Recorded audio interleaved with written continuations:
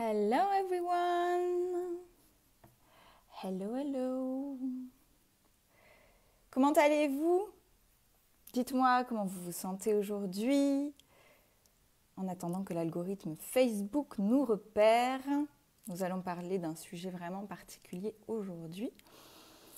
Alors, d'ailleurs je vais le marquer, comment transformer la peur d'échouer en tant que parent en arme qui nous oblige à réussir, et toute précaution gardée sur le mot réussir comme d'habitude. Bonjour Soso, bonjour Louisa, enchantée. Hop, j'épingle le commentaire et nous allons démarrer ce live. Alors, dites-moi ce que vous avez prévu dans la journée. C'est vendredi, j'ai plein de choses à faire. J'ai 2 mentorats ce matin, plus la révision de ma voiture cet après-midi.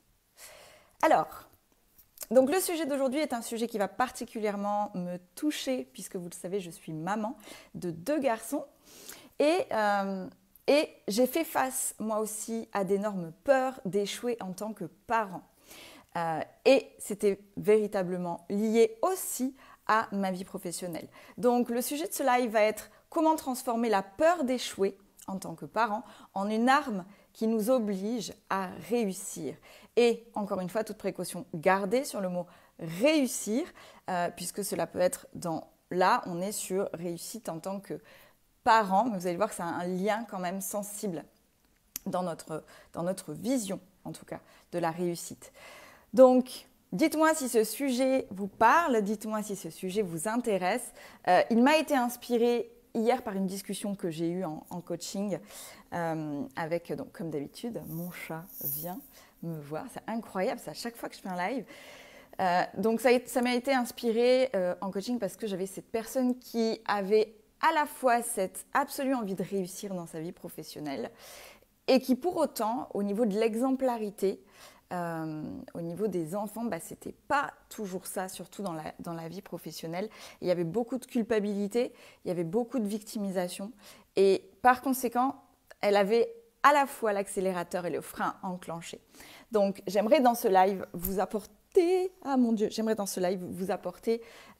quelques clés ou en tout cas une vision différente de l'exemplarité et comment on peut faire et comment transformer en fait cette peur d'échouer en arme pas de destruction massive, franchement, mais en arme plutôt on va dire en inspiration de réussite. En tout cas, n'oubliez pas que ce live est interactif. Pour ceux qui ne me connaissent pas, je suis Samantha Mas, sophrologue, coach spécialisée en gestion émotionnelle et développement de la réussite intérieure, de l'épanouissement, du bonheur. Donc, ce live est interactif. N'hésitez pas à me poser des questions en cours de live. N'hésitez pas à m'informer de choses. Et puis, même si je ne les vois pas tout de suite, j'y répondrai juste après. Donc, je suis beaucoup face à des mamans qui veulent absolument réussir dans leur vie professionnelle, mais qui n'y arrivent pas. Elles ont cet accélérateur et ce frein enclenché, et pourtant elles ont des enfants et elles arrivent dans des états émotionnels vraiment down et qui n'est pas la meilleure chose pour en tout cas accéder à cette réussite, en tout cas à leurs ambitions à elles. Parce que forcément, les émotions sont ultra reliées à ce que nous allons réaliser dans nos objectifs de vie. C'est l'énergie physique, mais l'énergie émotionnelle va être un vrai step à obtenir pour aller vers la réalisation de nos objectifs, qu'ils soient personnels ou professionnels, encore une fois.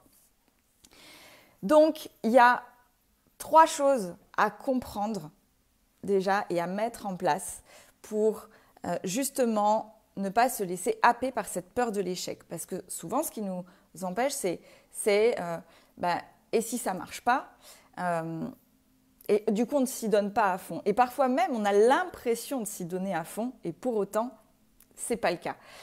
Et on a cette dissonance entre l'énergie qu'on y met et le retour qu'on en a et ça nous fatigue réellement.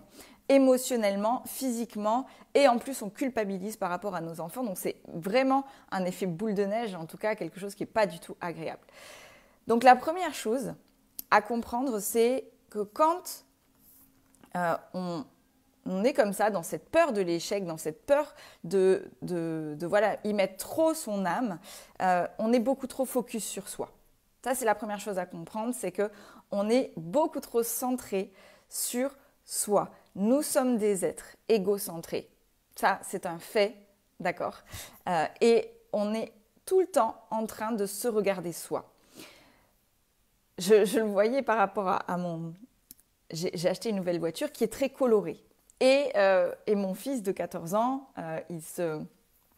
on se balade et me dit « Non, t'as pas fait ça, pas aussi coloré, on voit que ça. » Et moi, j'adore, ça met de la couleur dans ma vie. Moi, j'adore les couleurs, donc c'est tout naturellement. Moi, je trouve ça triste, les voitures grises, les voitures noires. Oh là là, ça me plombe en fait émotionnellement. Du coup, moi, j'aime les couleurs.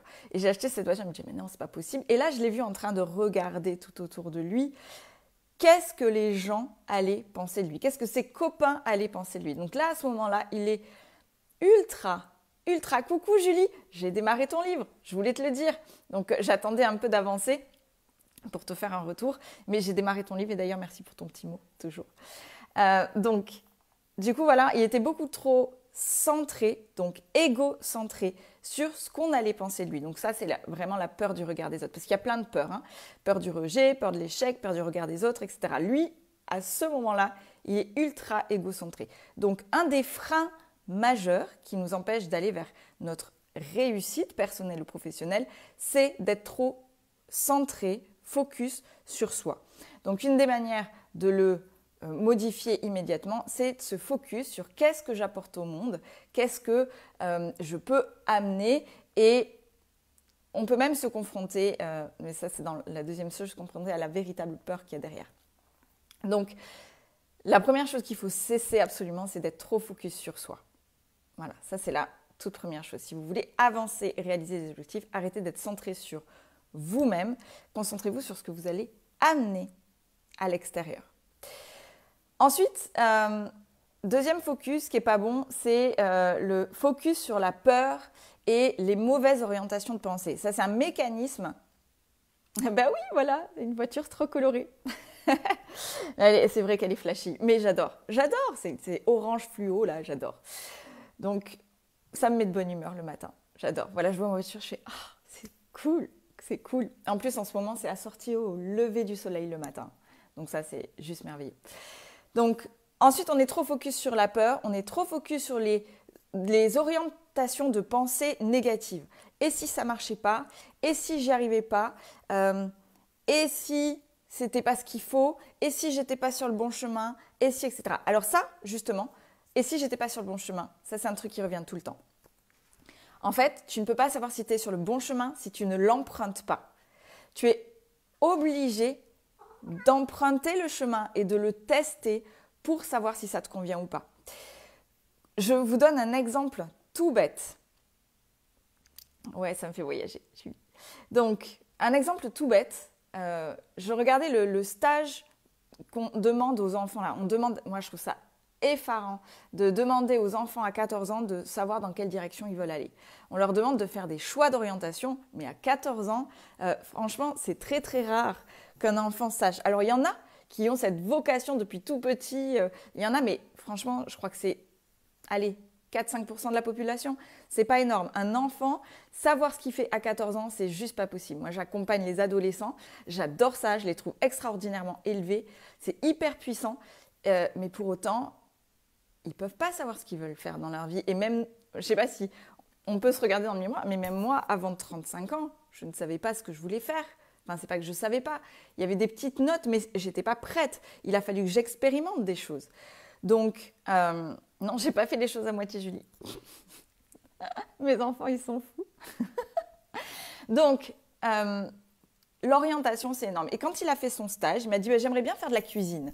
Je lui ai dit ah purée, attends, elle est allongée sur mon câble. Mon Dieu, mais c'est pas possible ce chat. Bon, j'enlève des écouteurs.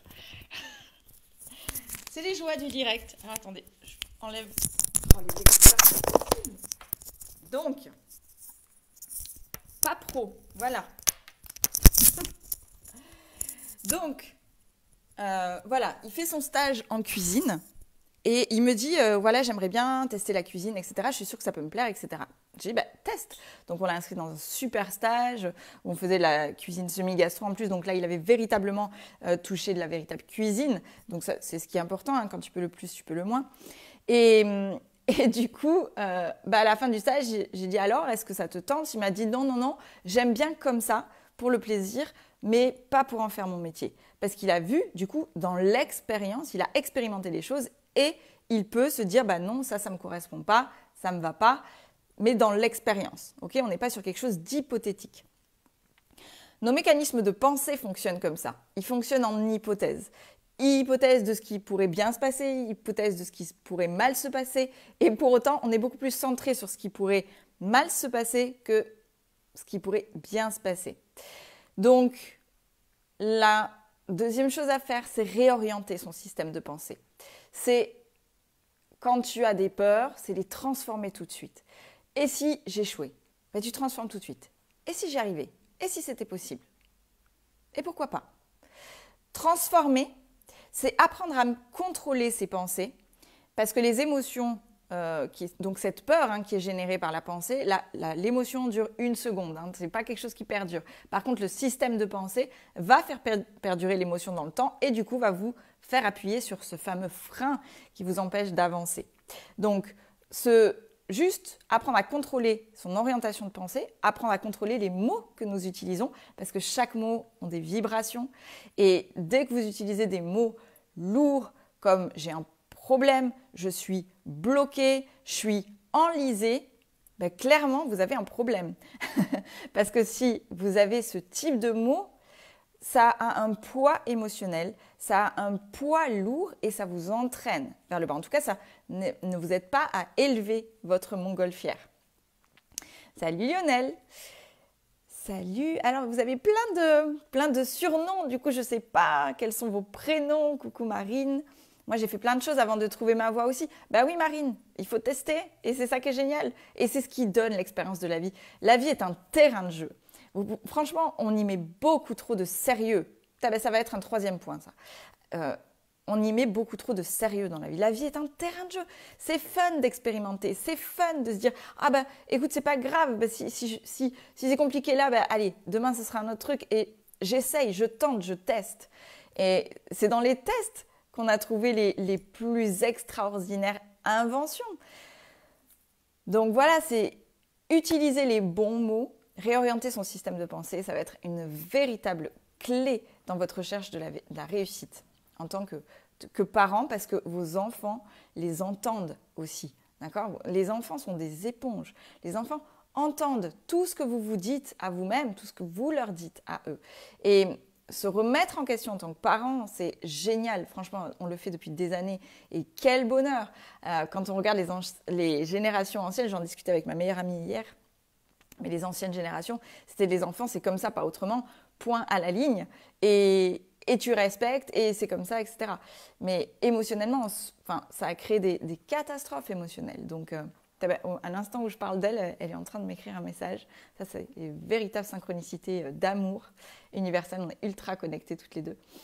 Donc, voilà, ça, c'est le 2e point. Le 3e point, c'est plutôt que se centrer sur soi, c'est se focus sur l'exemple qu'on va donner. Sur 2 enfants, sur 50%, voilà, vous avez 2 enfants, 1 sur 2 va reproduire ce que vous faites.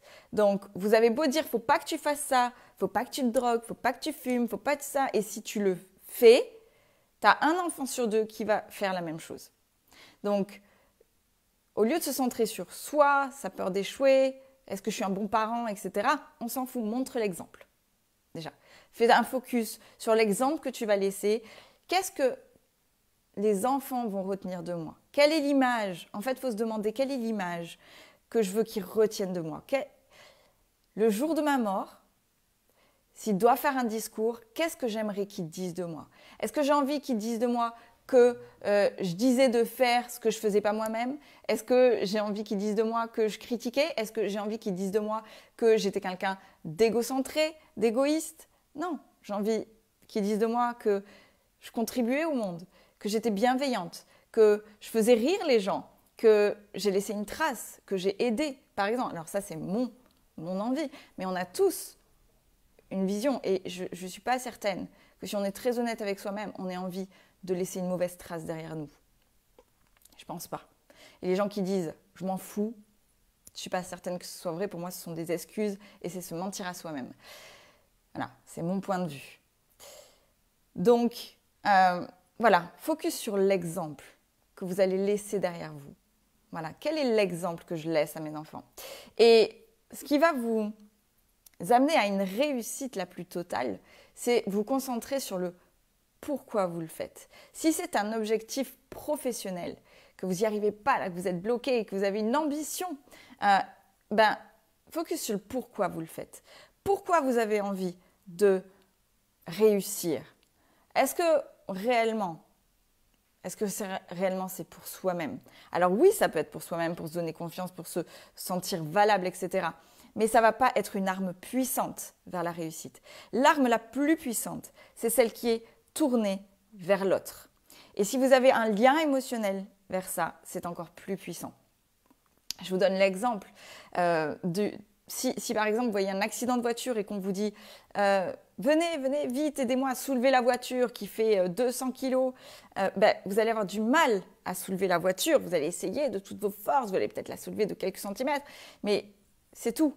Par contre, si vous avez vos enfants qui sont bloqués sous cette putain de voiture, vous allez trouver une solution. Vous allez absolument trouver la solution de comment soulever cette voiture. Vous irez chercher de l'aide, vous la soulèverez. Il y a des miracles, hein. On en connaît plein des miracles comme ça, où les mamans elles trouvent une force surhumaine, mais c'est pareil pour les papas, hein, pour sauver leurs enfants. Donc le pourquoi vous le faites, il est 10 fois plus puissant que tout le reste. Donc se connecter à son véritable pourquoi, se connecter à sa véritable force intérieure d'âme et d'amour, c'est ce qui va vous permettre d'utiliser vers une réussite exemplaire. Tout simplement, alors pourquoi moi je contribue autant? Parce que je veux leur donner cet exemple. Je veux qu'ils voient, voilà. Pourquoi je bataille, j'ai tellement de détermination, de volonté, ce que je n'avais pas avant. Pourquoi? Parce que je veux leur montrer que ce n'est pas parce qu'on tombe qu'on ne peut pas se relever. Que ce n'est pas parce que tu pars de rien que tu ne peux pas réussir financièrement, que tu ne peux pas réussir dans tes relations. Moi, j'entends souvent des personnes qui disent « Moi, je n'ai pas eu de père, donc je ne peux pas avoir une bonne image des hommes c'est pour ça que je n'ai pas de relation amoureuse. » What? Clairement pas.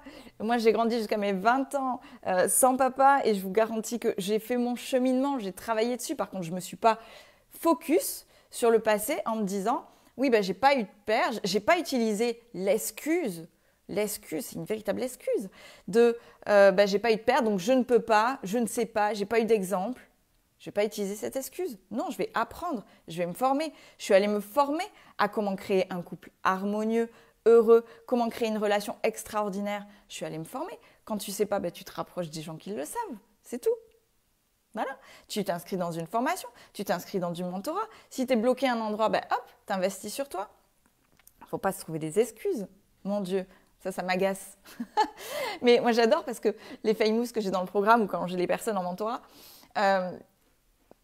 on est tellement OK avec ça que quand elles me sortent des excuses, je leur dis « C'est vraiment vrai ça?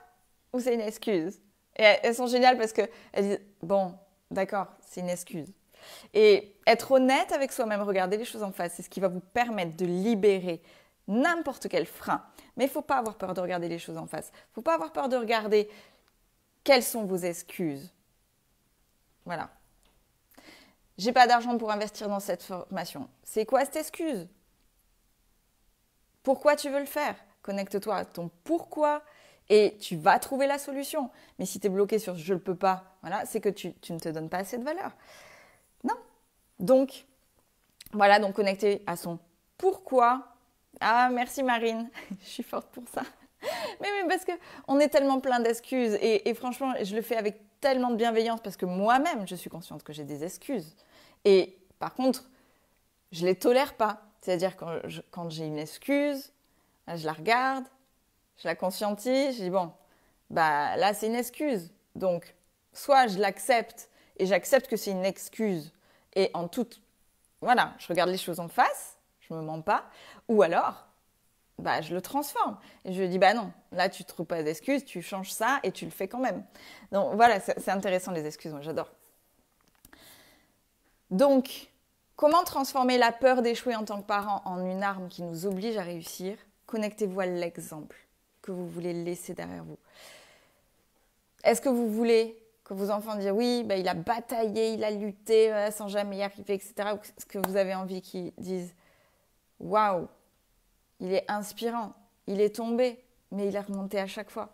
Et il a réussi et il ne s'est pas trouvé d'excuses. C'est une arme monstrueuse, un enfant.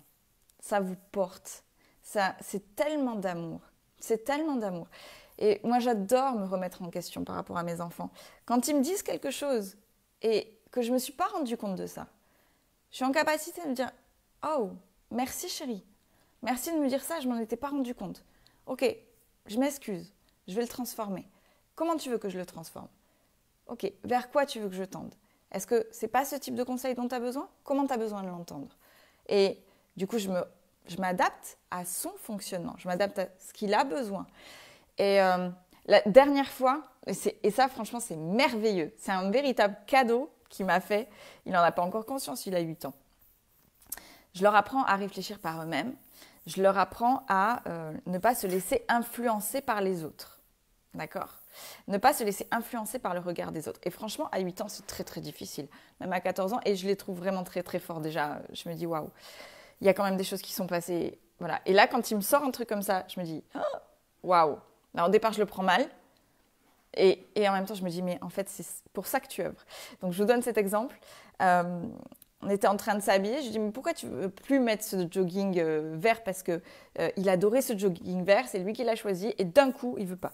Et j'ai compris qu'on lui avait dit qu'il était moche. Et du coup, il ne veut plus du tout mettre ce jogging vert. Je lui dis, mon chéri, et toi, qu'est-ce que t'en penses? Il me dit, non, non, mais il est moche. Parce que maintenant, il se ment à lui-même. Non, mais il est moche. Je dis, mais écoute, chéri, t'as pas pu changer comme ça d'avis. C'est parce qu'on t'a dit qu'il était moche, etc. Donc, rentre une conversation pas possible. Et là, il me regarde.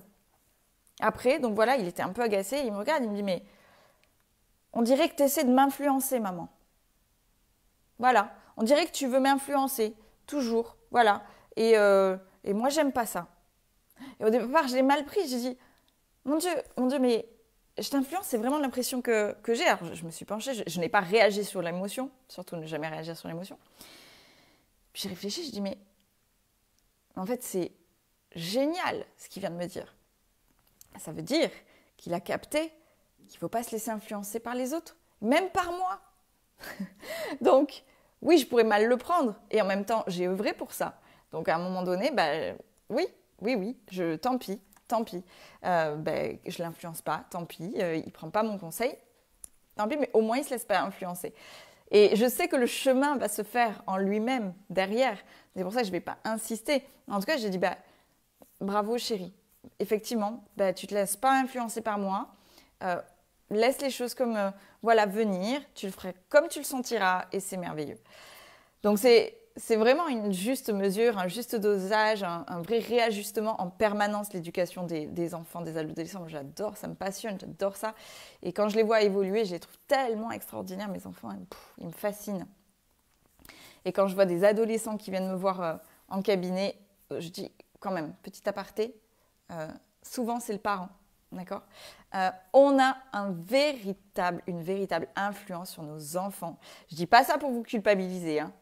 Mais ça ne sert à rien de culpabiliser. Il faut juste le regarder en face. Oui, on est des sources d'exemplarité. Point. Donc, soit tu donnes un mauvais exemple, soit tu dis à ton enfant « fais pas ça » et tu fais le contraire, soit tu montres et il le reproduira de manière instinctive et normale et avec tout l'amour et la bienveillance dont il est capable. Donc, je répète, Donc, comment transformer la peur d'échouer en tant que parent en une arme qui nous oblige à réussir? 1. Arrêtez de trop se focus sur moi, qu'est-ce qu'ils vont penser, on arrête de se focus sur soi. l'égocentrisme, on le met de côté. Ensuite, on arrête de se focus sur la peur et les mauvaises pensées. On réoriente ses pensées, on se focus sur les possibles, pas sur la peur. C'est trop plombant. Ensuite, focus sur l'exemple que vous voulez laisser et votre pourquoi profond. Voilà, quel est l'exemple que vous voulez laisser derrière vous. Voilà, dites-moi si vous avez des questions ou si vous avez des petites questions sur ça. En tout cas, voilà, c'est un petit live ce matin pour vous amener à réfléchir. Voilà, juste cette petite réflexion. Parfois, notre pourquoi nous amène à véritablement réussir, que ce soit dans notre vie pro ou perso, mais il faut savoir s'en servir. Et chaque émotion que vous avez dans votre corps, même les peurs, sont de véritables GPS. Elles vous indiquent où est-ce qu'il faut aller. Voilà, j'espère que ce live vous aura plu. Je vous souhaite une merveilleuse journée. À très bientôt et on se contacte très vite. N'hésitez pas à poser des questions. Mettez-moi si vous êtes en replay, #replay ou #live. Comme ça, moi je sais, faites-moi un petit coucou, ça me fait toujours plaisir. Et ça fait augmenter en plus les statistiques et ça permet à d'autres personnes de voir ces lives, ce qui peut parfois, avec un mot, changer notre manière de faire, de vivre et ça peut simplement sauver certaines personnes. Voilà, en tout cas, je vous embrasse fort et je vous dis à très très bientôt. Bye bye.